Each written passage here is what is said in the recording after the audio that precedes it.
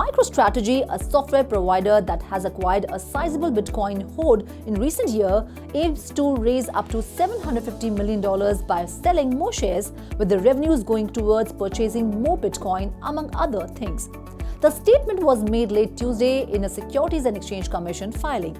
In the aftermath, Bitcoin's price climbed substantially, surpassing $29,800 from roughly $29,200. Meanwhile, MicroStrategy has reported a $24.1 million impairment charge on its crypto holdings, but nonetheless returned to profitability this quarter.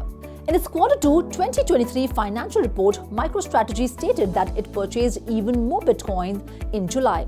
The largest publicly listed business with Bitcoin on its balance sheet currently reports holding 152,800 coins worth around $4.4 billion.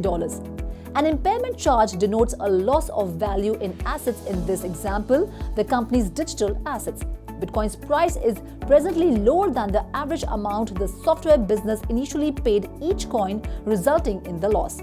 However, the company's net profitability for the second quarter of the year was $22.2 million compared to a loss of about $1.1 billion during the same time in 2022. Michael Saylor, the company's founder and chairman, began purchasing cryptocurrencies in August 2020. He says the asset is a solid inflation hedge and would provide the highest returns to stockholders. So far, he looks to be correct. Despite the impairment charge, MicroStrategy stock has up 197% since the first Bitcoin purchase. A group representing FTX client has stated that it is extremely disappointed with the exchange's planned bankruptcy exit strategy, which it alleges that rejected by the exchange restructuring team. FTX official committee of unsecured creditors stated in a July 31st court filing that despite numerous requests and earlier commitments from the team, it did not have a single call or meeting with FTX to discuss their revised Chapter 11 plan. The plan describes and categorizes client claims into classes as well as strategy for relaunching FTX as an offshore exchange. If the UCC was disregarded, it threatened to put up its own plan for FTX consumers to vote on.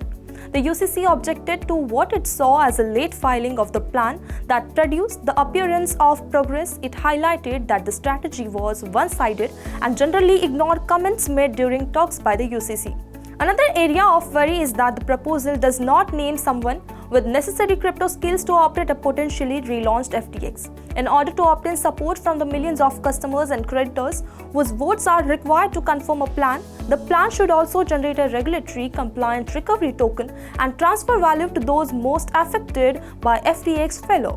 It was thankful, however, that the restructuring team indicated a readiness to revise the plan to reflect the UCC's proposal, stating that discussion would begin shortly. There's hope coming the way of Curve Finance amid a recent exploit to the decentralized exchange.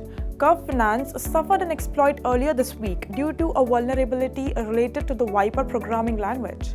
Hackers made off with crypto assets worth $52 million, including $7.19 million worth CRV tokens worth $4.52 million. The move also plummeted the price of CRV to 2-month lows of $0.59 following the attack, as per CoinGecko, increasing the liquidation risk of Michael Agrove's loans. The principal value of Michael Agrove's loan on Aave dropped from $63.3 million to $54.1 million, thanks to the help from a host of backstoppers. He deposited around 37 million CRV tokens worth around $22.2 million today, according to the transaction history of the Ethereum wallet. If the price of CRV had hit $0.372, then Agrove's position would have been blown out. Several known DeFi personalities like Tron Foundation's CEO, Justin Sun, power DeFi user DCF God, and Jeffrey Wang, also known as Machi Big Brother, have since stepped in buying CRV tokens from Agrove. According to on-chain security firm PeckShield, Sun exchanged 5 million CRV tokens worth $3 million as per CoinGecko data from Agrove to $2 million in Tether's USDT in a direct over-the-counter trade.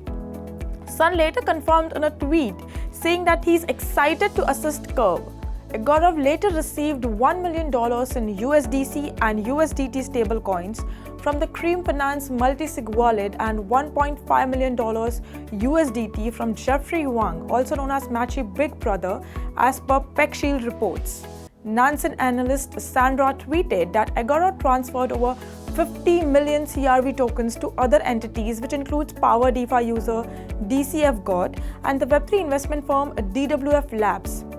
All told, including deals made by those identified, the total amount of Agorov sold was around 50 million CRV for $0.4 per token, earning close to $20 million.